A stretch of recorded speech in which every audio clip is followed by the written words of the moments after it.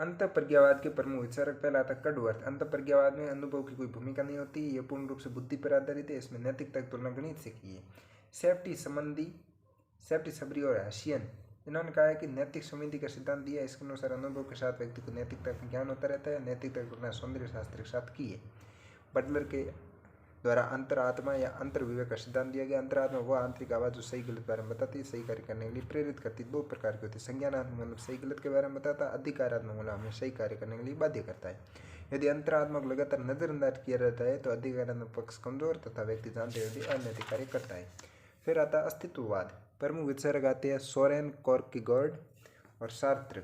सोरेन कॉर्केगॉर्ड ये धार्मिक विचारक है, इससे मानव के अस्तित्व को नैतिक महत्व दिया। इसके द्वारा भौतिकवाद की आलोचना की गई। मनुष्य भौतिक वस्तुओं से सुख प्राप्त करना चाहता है, इसलिए उसकी भावना संवेदनाएं कम होती जाती है। मनुष्य मशीन बनता जा रहा है, भौतिक वस्तुओं से ही बनाए पहचान। मनुष्य का अस्तित्व खतरे में। मनुष्य जीवन की 3 चरण। पहला चरण भौतिक वस्तु सुख प्राप्त करना चाहता है, कुछ समय बाद जानता है भौतिक वस्तु से संतुष्ट नहीं कर सकती। दूसरा चरण है कि व्यक्ति समाज के विकास के लिए कार्य करता है, जैसे कि सामाजिक प्रतिष्ठा बढ़ती, परंतु लंबे समय तक मनुष्य को संतुष्ट नहीं करती। फिर आध्यात्मिक हो जाता है तथा ईश्वर शरण में चला जाता है। फिर आता है शास्त्री। यह अस्तित्ववाद के शास्त्री ने कहा कि यह घोर अस्तित्ववादी का विचार, यह मनुष्य का अस्तित्व सर्वाधिक महत्व देता है। इसको मनुष्य का अस्तित्व पहले है और सार तत्ववाद है। अस्तित्व की रक्षा करने के लिए मनुष्य के अस्तित्व को नकार देता है। इसके अनुसार मनुष्य सदैव स्वतंत्र है। इसका प्रसिद्ध कथन है, मनुष्य से स्वतंत्र होने के लिए अभिशप्त है, अर्थात मनुष्य चाहकर भी स्वतंत्रता त्याग नहीं सकता है। इसकी परिस्थिति विरुद्ध इस परिस्थिति में मनुष्य निर्णय लेने के लिए स्वतंत्र होता है, क्योंकि विकल्प सदैव उपलब्ध होते हैं। फिर आता है, यदि कोई व्यक्ति कहता है वह जेल में बंद था तो उसके पास विकल्प है, जेल में बंद रहे या वहाँ से भाग दे। मनुष्य अपने आप का निर्माण अपने निर्णय से करता है, परंतु व्यक्ति निर्णय लेने से डरता है, क्योंकि उसे उसके निर्णयों के लिए उत्तरदायी ठहराया जाएगा, इसलिए वह झूठा जीवन लेने के लिए इससे मनुष्य का अस्तित्व खतरे में आ जाता है। मनुष्य को अपने निर्णय लेने चाहिए तथा निर्णय से जिम्मेदार लेनी चाहिए। इसमें दो सत्ताएं प्रमुख। पहले मनुष्य ये सदैव स्वतंत्र है तथा अपने निर्णय स्वयं लेता है। वस्तु ये परतंत्र है, इसकी उपयोगिता मनुष्य द्वारा निर्धारित की जाती है। यदि कोई व्यक्ति अपने निर्णय स्वयं नहीं लेता है, तब इसका अर्थ है कि वह व्यक्ति उस व्यक्ति ने स्वयं को वस्तु में परिवर्तित कर लिया है। इसके अनुसार वे संबंध नैतिक जिनमें टकराव होता है, क्योंकि यह स्वाभाविक है कि दो व्यक्तियों के विचार समान नहीं हो सकते। जॉन रॉल्स ये एक समकालीन अमेरिकी विचारक है। इसने 1971 में एक पुस्तक लिखी, थ्योरी ऑफ जस्टिस। रॉल्स के समक्ष मूल समस्या है कि समाज में प्राथमिक वस्तुओं का वितरण किस प्रकार किया जाए, जैसे स्वतंत्र अवसर समान। इसने पूर्व के सिद्धांतों का आलोचना की, जैसे उपयुक्तवाद क्योंकि यह निष्पक्ष नहीं है। इसके अनुसार न्याय करते निष्पक्षता है, इसके लिए सिद्धांत की आवश्यकता है। नए सिद्धांत के लिए सामाजिक सुविधा के सिद्धांत की मदद की जा सकती है। ये सिद्धांत हॉब्स, लॉक और रूसो द्वारा दिए गए तथा इसके माध्यम से राज्य के अस्तित्व की व्याख्या की गई। इन्होंने इस सिद्धांत के लिए कल्पना की थी। न्याय के सिद्धांत के लिए ऐसी कल्पना की जा सकती है। सभी बुद्धिजीवियों को एकत्रित किया जाना चाहिए। वास्तविक स्थिति कहा गया है, बुद्धिजीवियों के अज्ञानता के पर्दे में रखा जाना चाहिए, अर्थात इन्हें कुछ बात ज्ञान नहीं होना चाहिए। इन्हें समाज में अपनी स्थिति ज्ञान नहीं होना चाहिए, योग्यता और क्षमता ज्ञान नहीं होना चाहिए, भविष्य की योजना ज्ञान नहीं होना चाहिए। ऐसी स्थिति में बुद्धिजीवी निम्नलिखित न्याय के सिद्धांत को प्रतिपादित करेंगे। सभी को समान स्वतंत्रता मिलनी चाहिए, अवसर मिलना चाहिए, कमजोर वर्ग संरक्षण मिलना चाहिए। रॉल्स ने समाज के उदाहरण सैन से किए।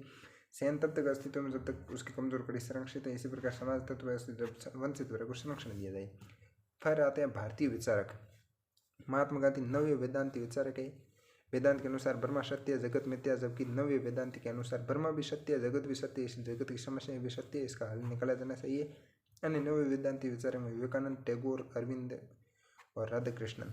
महात्मा गांधी विचारों पर भारतीय दर्शन और पाश्चात्य दर्शन का प्रभाव है। भारतीय दर्शन उपनिषदों में सर्वाधिक अत्यधिक प्रभावित थे और उपनिषदों से ईश्वाचार्यम वाष्यम इदम सर्वम का कथन लिखा। भागवत गीता पर इन्होंने एक भाष्य लिखा, अनाशक्ति योग। ये पतंजलि योग के सूत्र प्रभावित थे। जैन दर्शन पंच महावर्त की शिक्षा ली। बौद्ध दर्शन का प्रभाव देखा। पाश्चात्य दर्शन का प्रभाव भी है। ईसा मसीह ने करुणा की शिक्षा ली।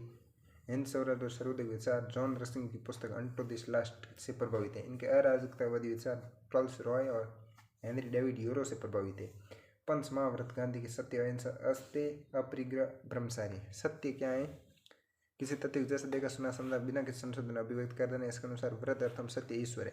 यह कथन ईश्वर सत्य है से अधिक व्यापक है, क्योंकि कोई नास्तिक व्यक्ति भी इसमें विश्वास करने के लिए तैयार हो जाता है तथा विभिन्न धर्मों के बीच टकराव को दूर किया जा सकता है। सत्य की प्राप्ति या अनुभवी जीवन का उद्देश्य। इन्होंने अपने जीवन का शीर्षक लगाया सत्य के साथ मेरे प्रयोग। सत्य के मार्ग पर चलने के लिए निम्नलिखित बातों का ध्यान रखना। अनावश्यक अभिव्यक्ति से बचना, आवश्यक दार्शनिक उलझनों में बचना चाहिए और सामान्य सूझबूझ से जीवन जीना चाहिए। व्यक्ति को कष्ट, निंदा, आलोचना सहन करने के लिए तैयार रहना और सत्य मार्ग पर चलने के लिए स्वाभाविक परिणाम है। सत्याग्रह का प्रयोग अपनाना चाहिए। सत्याग्रह दो शब्दों में मिले, सत्य प्लस आग्रह। सत्य का आग्रह के लिए प्रयास। सत्याग्रह करने वाला व्यक्ति स्वयं कष्ट सहन करता है, विरोधी पक्ष का हृदय परिवर्तन करने का प्रयास करता है। सत्याग्रह का प्रयोग स्वतंत्र आंदोलन में साधन के रूप में किया गया। सत्याग्रह करने वाले निम्नलिखित गुण हो: अहिंसा, विश्वास, साहस, ईश्वर में अटूट विश्वास, कष्ट सहन करने की क्षमता, सहिष्णुता, ईमानदारी, धैर्य, करुणा। अहिंसा, मन में कर्म, वचन और किसी को कष्ट न पहुंचाना अहिंसा कहलाता है। अहिंसा का एक सकारात्मक अर्थ यह है कि दूसरों के प्रति दया, करुणा, प्रेम आदि रखना भी अहिंसा है। महात्मा गांधी सत्य को साधन के रूप में स्वीकार किया। अहिंसा को साधन के रूप में सभी जीव ईश्वर के रूप हैं, इसलिए जीवों के बीच स्वस्थ संबंध होना चाहिए। स्वस्थ संबंध के लिए अहिंसा आवश्यक है। अहिंसा कोई आदर्श नहीं, मनुष्य का मूल स्वभाव है। जिस प्रकार पशु का मूल स्वभाव हिंसा है, उसी प्रकार मनुष्य का अहिंसा। तब भी किसी समस्या का हल हिंसा से निकाला जा सकता है जब समाधान अस्थायी और एक पक्षी होता है, जबकि अहिंसा से निकाला गया समाधान स्थायी और सर्वपक्षी। अहिंसा और कायरता समानार्थक नहीं। अहिंसा एक उत्कृष्ट मूल्य है, नैतिकता आध्यात्मिकता आधारित। कायरता निकृष्ट मूल्य जो कि व्यवस्था और कमजोरी पर आधारित है। कायरता और हिंसा में किसी एक को सुनना हो तो हिंसा को सुना जाना चाहिए। अस्तेय का मतलब है चोरी ना करना। गांधी जी के अनुसार चोरी 3 प्रकार की होती है: भौतिक चोरी, वस्तु पर अधिकार, मानसिक चोरी, मन में लाना चोरी के विचार, वैचारिक चोरी, विचारों को स्वयं का बताकर प्रसारित करना। अस्तेय पालन के लिए कोई विशेष प्रयास की आवश्यकता नहीं है। व्यक्ति सत्य अहिंसा पालन करता तब अस्तेय समर्थ हो जाता है। अपरिग्रह का मतलब संग्रहण न करना। गांधी जी ने कहा था कि बिना श्रम किए किसी चीज को स्वीकार नहीं किया जाना चाहिए। बुनियादी आवश्यकता पूर्ति के बाद जो कुछ शेष रहता है तो उसका प्रयोग समाज उत्थान के लिए किया जाना चाहिए। न्यायधारिता का सिद्धांत है कि गांधी जी का आर्थिक दर्शन है, इसके माध्यम से आर्थिक असमानता की समस्या का हल करने का प्रयास किया। इसके अनुसार पूंजीपति वर्ग का हृदय परिवर्तित किया जाना चाहिए। उन्हें यह बताना चाहिए कि समथिंग मालिक वे नहीं समाज है। अपनी बुनियादी आवश्यकता के बाद जो बचता है उसके लिए सामाजिक उत्थान लिया, असमानता में कमी आएगी, जिससे इन्हें वर्गों के संघर्ष के बजाय वर्ग सहयोग पर दिया। विनोबा भावे भूदान आंदोलन वर्तमान में CSR इसी पर आधारित है। इन्होंने श्रम और पूंजी दोनों को समान महत्व दिया। ब्रह्मचारी का मतलब है इंद्रियों पर नियंत्रण। विशेष प्रयास की आवश्यकता होती है। इसके लिए ईश्वर से प्रार्थना, मन में पवित्र भाव लाना, स्वाध्याय करना, दूसरों की सेवा करना। साधन और साध्य संबंधी विचार यह है कि यदि साध्य पवित्र है तो साधन स्वतः पवित्र होता है। कार्ल मार्क्स के अनुसार समानता के साध्य प्राप्त करने के लिए हिंसा नैतिक है, अर्थात इनके अनुसार साधन का नैतिक मूल्य साध्य पर निर्भर करता है। गांधी जी विचार से सहमत नहीं है। इनके अनुसार साधन और साध्य दोनों पवित्र होना चाहिए, क्योंकि जैसा हम मानते वैसा ही पाते हैं। यदि साधन अपवित्र है तो साध्य भी अपवित्र हो जाएगी। इसलिए स्वतंत्रता आंदोलन साधन के रूप में अहिंसा प्रयोग किया गया। प्रशासनिक अधिकारियों को सामाजिक कल्याण के लिए संवैधानिक और कानून प्रावधान में प्रयोग करना चाहिए। हृदय परिवर्तन संबंधी विचार ये कुछ विचार को माने परिस्थितियों परिवर्तन के बिना विचारों में परिवर्तन संभव नहीं है, जैसे कार्ल मार्क्स। परंतु गांधी जी के अनुसार परिस्थिति विचारों पर निर्भर करती है। यदि विचार में परिवर्तन कर दिया जाए तब परिस्थितियों में परिवर्तन स्वतः ही हो जाएगा। अतः हृदय परिवर्तन को स्वीकार करते हैं। यदि कोई व्यक्ति गलत कार्य कर रहा है, इसका अर्थ है कि उसमें ईश्वरीय तत्व जागृत अवस्था नहीं है। यदि ईश्वरीय तत्व जागृत कर दिया जाए तो मार्ग को त्याग देगा गलत मार्ग। हृदय परिवर्तन के लिए सत्याग्रह प्रयोग किया जाना चाहिए। प्रकृति संबंधी विचार यह है कि मनुष्य सबसे महत्वपूर्ण है, प्रकृति का अधीनस्थ भूमिका में रखा गया है। मनुष्य अपनी आवश्यकताओं और इच्छाओं पूर्ति के लिए प्रकृति दोहन कर सकता है और सह अस्तित्व के संबंध है। प्रकृति को मनुष्य की आवश्यकता पूरी करनी चाहिए और मनुष्य को प्रकृति की देखभाल करनी चाहिए। मनुष्य अपनी आवश्यकताओं को सीमित करना चाहिए। प्रकृति के पास इतना है कि मनुष्य आवश्यकताओं को पूर्ति कर सकता है, लालच की पूर्ति नहीं। पश्चिम विचारक आर्न न्यास ने अपनी पुस्तक गांधी और न्यूक्लियर रज में लिखा कि वर्तमान की सभी पर्यावरणीय समस्या का हल गांधी जी के विचारों से निकाला जा सकता है। गांधी जी के सामाजिक विचार सर्वोदय, जॉन रस्किन की किताब अंटो दिस लास्ट से लिया गया है। सर्वोदय का तो सभी प्रकार का होते हैं, नस्ल, जाति, धर्म, सभी लोगों। भौतिक, नैतिक, आध्यात्मिक विकास पर बल देता है। ये एक आदर्श राज्य तथा यही समाज का साध्य है। इसे राम राज्य कहा गया। प्रशासनिक कार्यों का उद्देश्य सर्वोदय की स्थापना करना। जब भी प्रशासनिक अधिकारियों के द्वारा कोई निर्णय दिया जाए तो उन्हें अंतिम पंक्ति में खड़े सबसे कमजोर व्यक्ति के बारे में विचार करना चाहिए। सभी को समान तक स्वीकारता है। ये सिद्धांत यह अन्य प्रचलित विचारों से श्रेष्ठ है, क्योंकि वे सिर्फ कुछ लोगों के हितों की चर्चा करते हैं, जैसे मार्क्सवाद जो कि सिर्फ मजदूर वर्ग के हितों की चर्चा करता है। उपयोगितावाद बहुसंख्यकों के हितों की चर्चा करता है। आधुनिक विकासात्मक विचारधाराएं भी सिर्फ भौतिक विकास की चर्चा करते हैं, परंतु सर्वोदय सभी के साथ तथा सभी प्रकार के विकास की चिंता करता है। अस्पृश्यता निवारण, गांधी ने अस्पृश्यता का विरोध किया। इसके अनुसार समाज पर एक कलंक है, इस प्रकार स्वीकार नहीं है। हरिजन शब्द का प्रयोग किया। हरिजन सेवक संघ की स्थापना, प्रकाश समाचार पत्र प्रकाश किया। भारतवर्ष की यात्रा की। सभी में ईश्वर का वास है। अस्पृश्यता किसी प्रकार की सही नहीं। महिला सशक्तिकरण, स्वतंत्र समानता और सशक्तिकरण समर्थन किया। उन्होंने राष्ट्रीय आंदोलन से जोड़ा। वर्ण व्यवस्था, गांधी जी ने वर्ण व्यवस्था का समर्थन किया। वर्ण व्यवस्था श्रम विभाजन एक प्रणाली है। व्यक्ति परिवार कौशल सीख लेता है तो उसे आजीवन संघर्ष नहीं करना पड़ता। सामाजिक सहयोग बढ़ता है। व्यक्ति को आध्यात्मिक विकास के लिए पर्याप्त समय मिलता है। उन्होंने जाति आधारित भेदभाव समर्थन नहीं किया। उन्होंने जाति भेदभाव कर्तव्य में, क्योंकि ये विचार पर आधारित है, न कि कुछ श्रेष्ठ होते कुछ क्रम निकृष्ट होते, जबकि वास्तविकता सभी प्रकार श्रम एक समान है। प्रति व्यक्ति शारीरिक श्रम करना चाहिए, जैसे कि शारीरिक श्रम के प्रति समान भाव उत्पन्न हो। वर्ण व्यवस्था के मुद्दे पर महात्मा गांधी और अम्बेडकर भी मतभेद है। धर्म संबंधी विचार है कि सर्वधर्म समान विचार का समर्थन किया वे सभी जन समाज जो ईश्वर तक पहुँचने के लिए अलग अलग मारे गए। धर्म संबंधी विचार ये है कि प्रत्येक व्यक्ति को अपने स्वयं के धर्म पालन करना चाहिए। धर्म परिवर्तन विरोध किया क्योंकि धार्मिक श्रेष्ठ विचार पर आधारित धर्म और राजनीति। कुछ पश्चिम विचारकों धर्म और राजनीति को अलग अलग राजनीतिक समर्थन किया, अलग अलग रखने का समर्थन किया। जैसे मैकियावेली, मार्क्स ने तो निज जीवन धर्म का विरोध किया, परंतु गांधी जी अनुसार धर्म और राजनीति अलग अलग नहीं कर सकते। धर्म भी राजनीतिक तुलना मृत देह सीखेगी, जैसे नष्ट कर देना चाहिए। यहाँ धर्म का अर्थ पंथ या संप्रदाय नहीं, कर्तव्य पालन से। यदि राजनीति धर्महीन होती है तो यह कर्तव्यहीन भी हो जाएगी। ऐसी राजनीति जन कल्याण नहीं कर सकती, परंतु इन्होंने सांप्रदायिक राजनीति विरोध किया, धार्मिक आंदोलन कर्मकांडों विरोध किया। आर्थिक विचार यह कि आत्मनिर्भर ग्रामीण अर्थव्यवस्था का समर्थन करते सभी प्रकार मांग आपूर्ति पूरी की जा सकती है।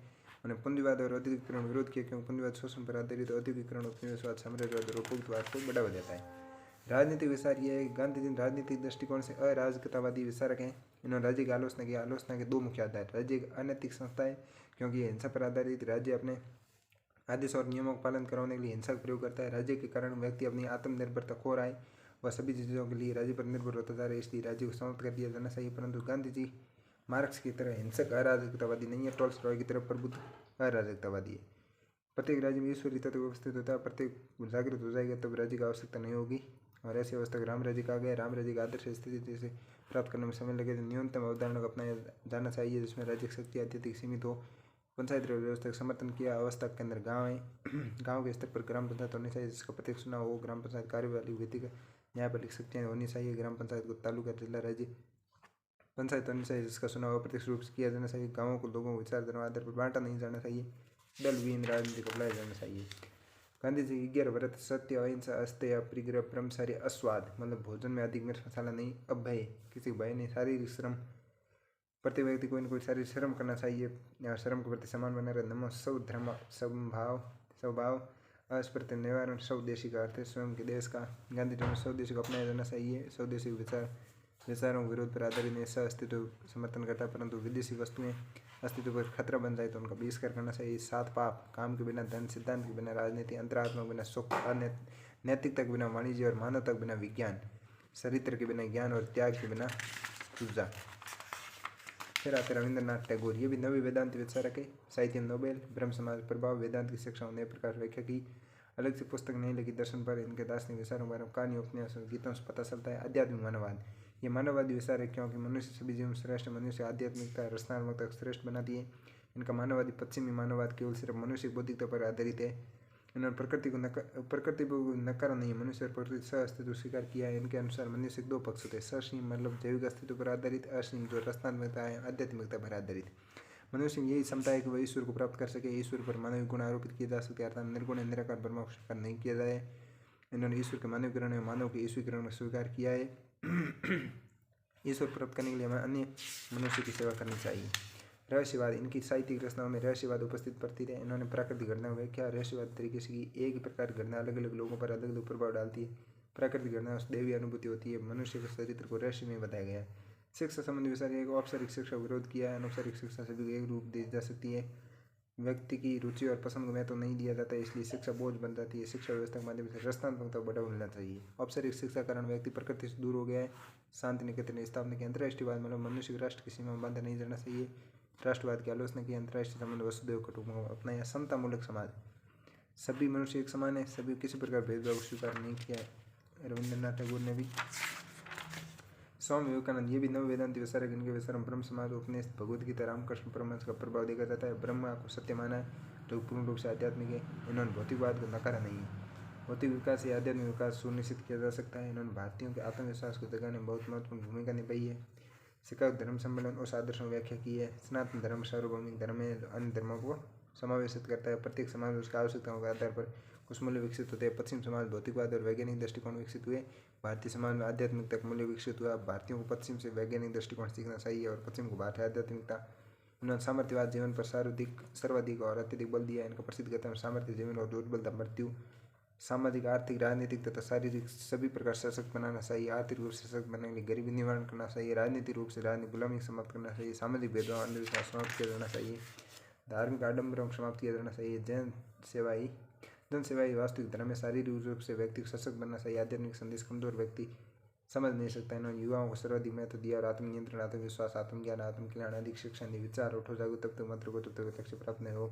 जैसा तुम सोचते हो तुम बनते हो। जब तक खुद पर विश्वास नहीं करते, भगवान पर विश्वास नहीं कर सकते। खुद को कमजोर समझना बड़ा पाप है।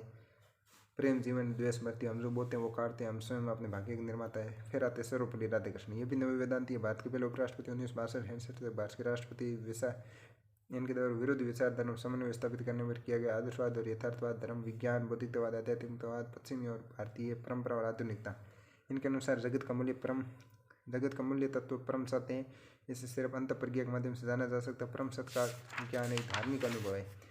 धर्म संबंधी विचार इनके अनुसार धर्म के दो स्वरूप, बाहरी स्वरूप पूजा, स्त्री पद्धति, रीति रिवाज, पुस्तक आदि इन्हें धर्म से अलग है।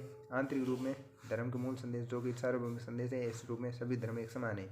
धार्मिक टकराव मूल कारण है कि हम बाहरी स्वरूप पर बल देते हैं, आंतरिक नजरअंदाज किया जाता है। यदि आंतरिक स्वरूप में महत्व दिया जाए तो बाहरी टकराव हल किया जा सकता है। शिक्षा संबंधी विचार एक शिक्षक का मुख्य उद्देश्य मनुष्य का सर्वांगीण विकास करना, अर्थात बौद्धिक, सामाजिक, शारीरिक, नैतिक, आध्यात्मिक।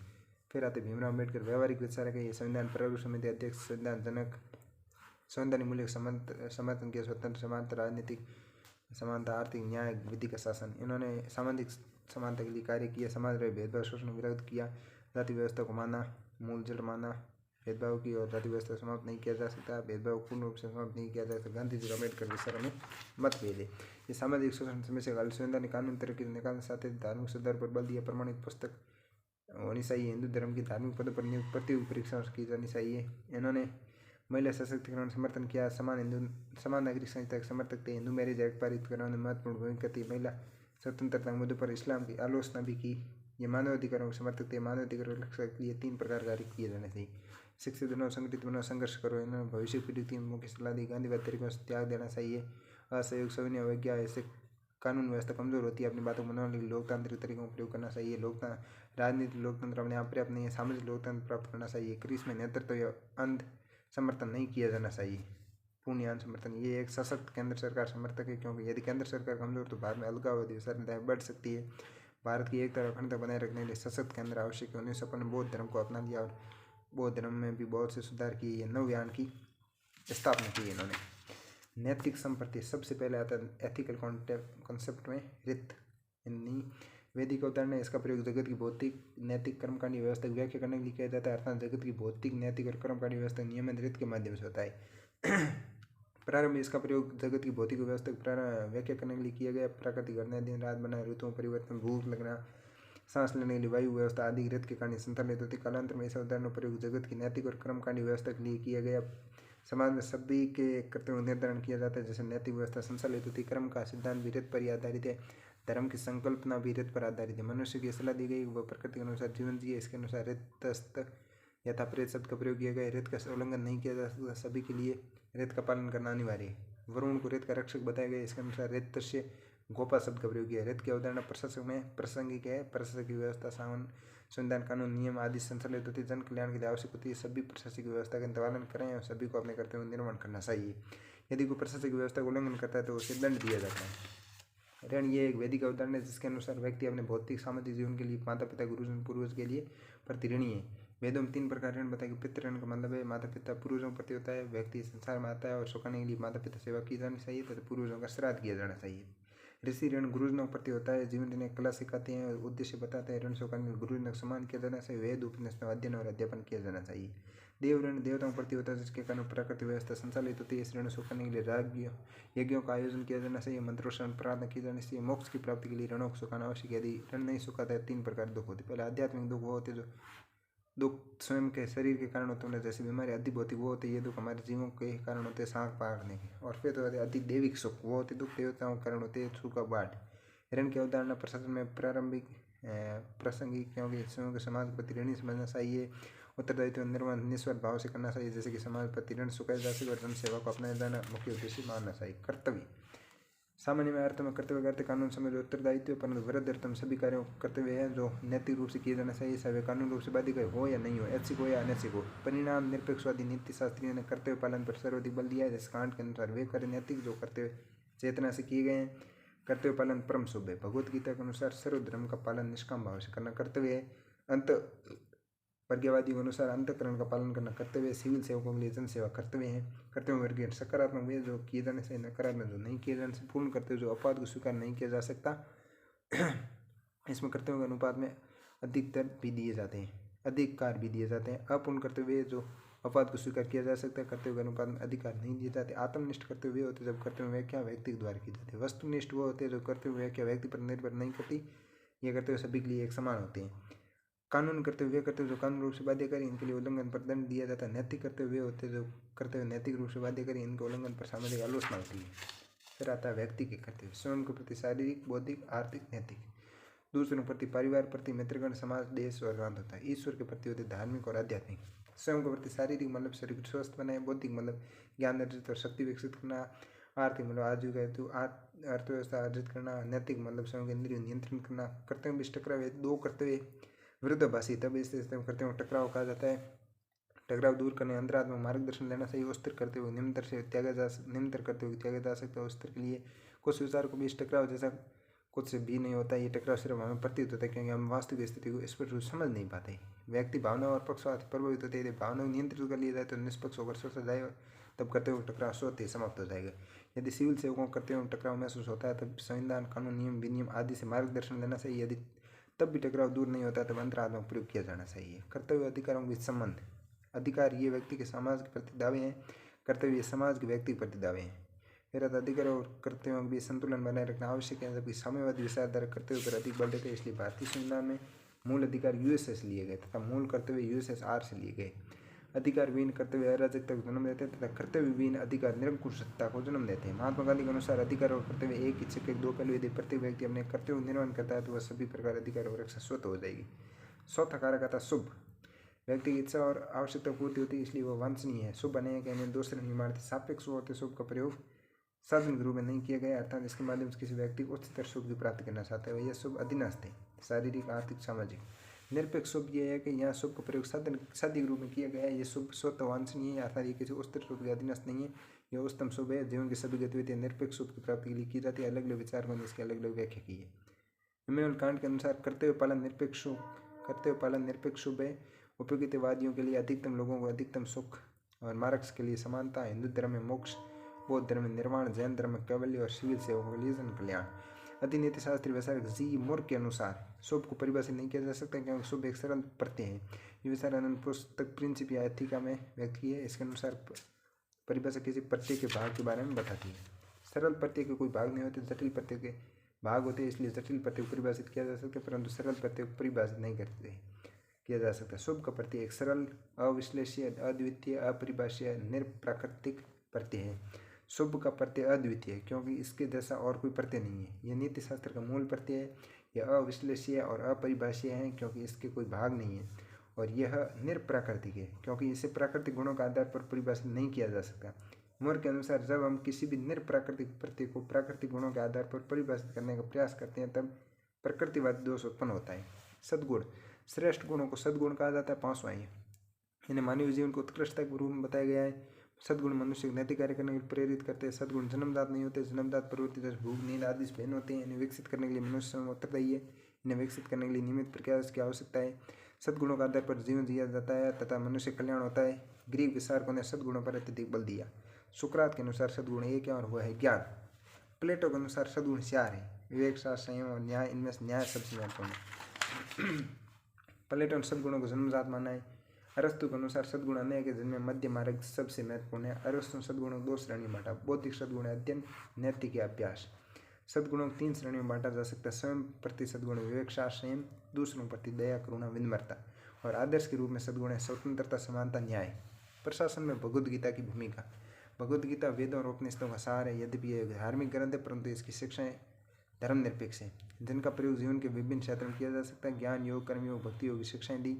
इन्होंने दुनिया के विभिन्न विचारकों, नेताओं और समाज सुधारकों को प्रभावित किया। अलग अलग विचारकों ने इनकी अलग अलग शिक्षाओं पर बल दिया है। शंकराचार्य ने ज्ञान योग पर बल दिया, रामानुजाचार्य माधवाचार्य ने भक्ति योग पर, तिलक और गांधी ने नव वेदांतियों ने क्रम योग पर, बाल गंगाधर तिलक भगवद गीता पर टीका गीता रहस्य लिखी और महात्मा गांधी ने अनासक्ति योग। भगवद गीता प्रस्थानत्रयी, उपनिषद, ब्रह्मसूत्र और भगवद गीता का भाग है।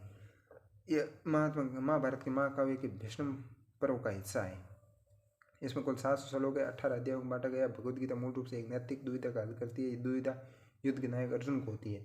वो करते हुए लोग दुविधा की युद्ध किया जाए नहीं, युद्ध परिणाम क्या होगा, हार मिलेगी जीत, सब जनों से युद्ध करना उचित या अनुचित। फिर आता है ये आंसर, महाभारत में कौरवों बुराई के प्रतीक पांडव अच्छाई की।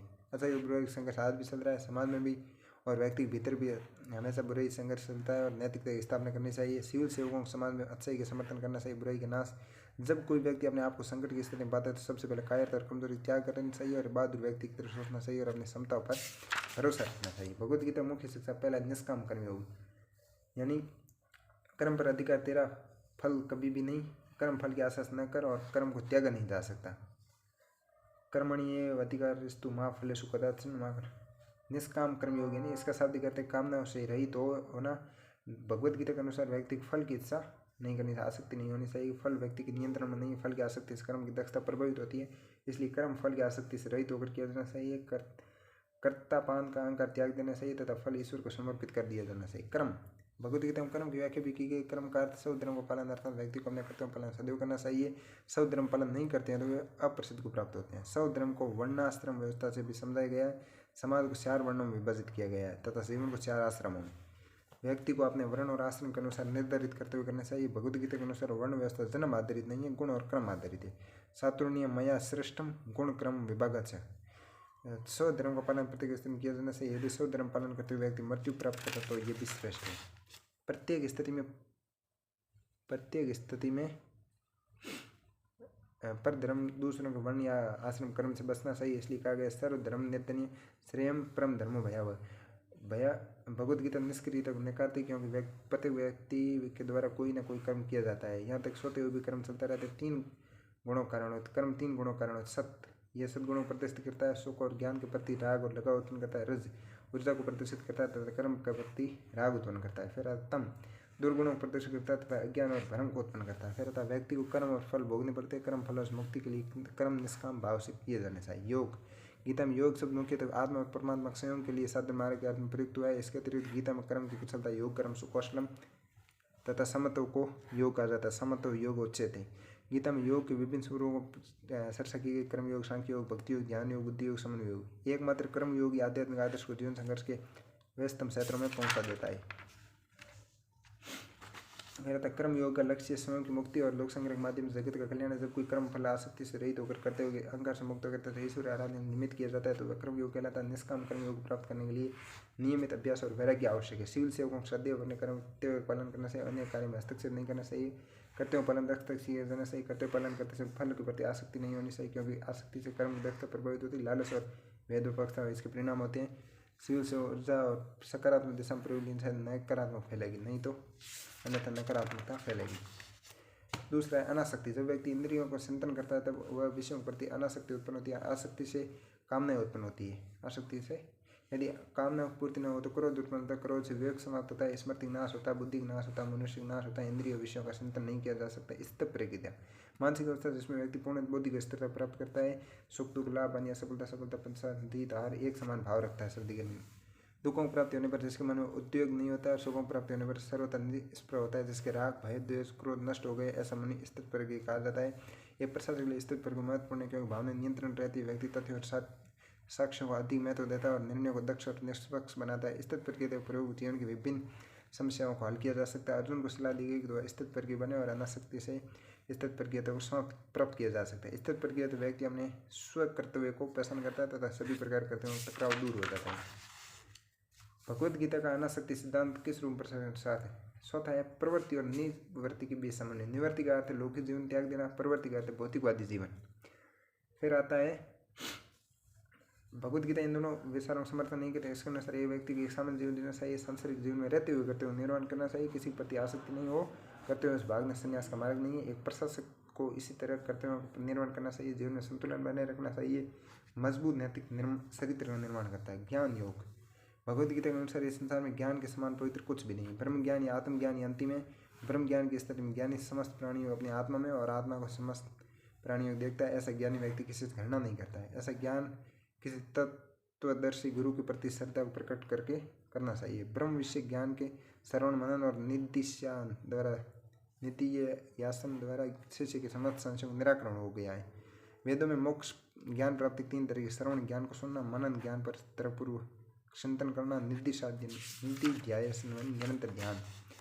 फिर आत्मिक अमृत। भगवद गीता में आत्मिक अमृत शाश्वत माना गया है। इसे न तो शस्त्र में काटा जा सकता, न अग्नि जला सकती, न जल गला सकता, न वायु सोखा सकती है, भौतिक जगह से परे है। शरीर का अंत होता है, आत्मा का अंत नहीं होता। जिस प्रकार व्यक्ति पुराने वस्त्रों को त्याग नए वस्त्र, वैसे ही आत्मा नए शरीर धारण करती है। पुनर्जन्म को स्वीकार किया गया है। ईश्वर का अस्तित्व। भगवद गीता अवतारवाद स्वीकार करती है। जब धर्म की हानि होती है, अधर्म का उत्पन्न होता है, ईश्वर द्वारा अवतार लिया जाता है और धर्म की स्थापना करती है। ईश्वर के द्वारा साधु जन रक्षा, दुष्ट नाश करके समय समय पर धर्म की रक्षा की जाती है। सिविल सेवकों समाज अच्छे लोगों की रक्षा करनी चाहिए, बुराई का नाश करना चाहिए।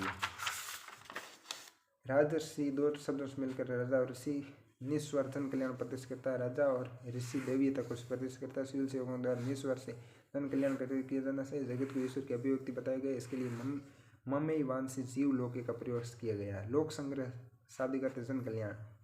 श्रेष्ठ मनुष्य का कर्तव्य पालन अति महत्वपूर्ण है। मनुष्य के स्वतः कर्तव्य का पालन जन कल्याण के लिए करना चाहिए। श्रेष्ठ मनुष्य जीवन में एक रोल मॉडल की भूमिका निभाता है।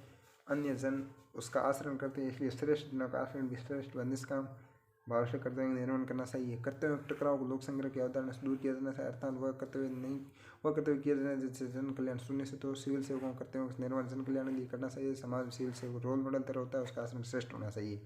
यदि कर्तव्य टकराव होता है तो उस कर्तव्य सुनना जैसे जन कल्याण होता है। सिविल सेवकों के लिए रोल मॉडल होता है, उनका आचरण नैतिक हो, उन्हें जन कल्याण के कार्य करना। फिर आता भक्ति योग। भगवान कृष्ण तरह अर्जुन कहते हैं, तुम सभी कार्यों छोड़कर ईश्वर शरण में चला जा, मुक्ति का मार्ग प्रदर्शित करेंगे ईश्वर तुम्हें। और ईश्वर भक्त के योगदान चिंता करते हैं। योगक्षेम। इसके अनुसार ईश्वर भक्त के वो सब कुछ उपलब्ध करवाते जो कि पहले से उपलब्ध नहीं है, तथा जो पहले से उपलब्ध है उसकी रक्षा करते हैं। भगवद गीता के द्वारा सीखे जाने वाले गुण: वस्तुनिष्ठता, सहिष्णुता, सत्यनिष्ठा, निष्पक्षता, कर्तव्यपरायणता, अनासक्ति, धैर्य, जन सेवा, जन कल्याण, समर्पण, करुणा। भगवद गीता और इमल कांड की तुलना ये समानता है। दोनों निरपेक्ष नीति शास्त्र समर्थन है। दोनों कर्तव्य पालन पर सर्वाधिक बल, भावनाओं नियंत्रित, संकल्प स्वातंत्र्य, आत्मा अमरता और ईश्वर अस्तित्व को स्वीकार करते हैं। फिर असमानता है। भगवद गीता धार्मिक है और कांट स्वतंत्र है। भगवद गीता नीति शास्त्र लसीला है और कांट का एथिक्स कठोर है। भगवद गीता नैतिक साधन है, नैतिकता साधन है और ईश्वर साध्य है, जबकि कांट के अनुसार ईश्वर साधन है और नैतिकता साध्य है। और भगवद गीता कर्म के सिद्धांत को स्वीकार करती है, जबकि कांट के नीति शास्त्र कर्म फल मात्र एक संभावना है।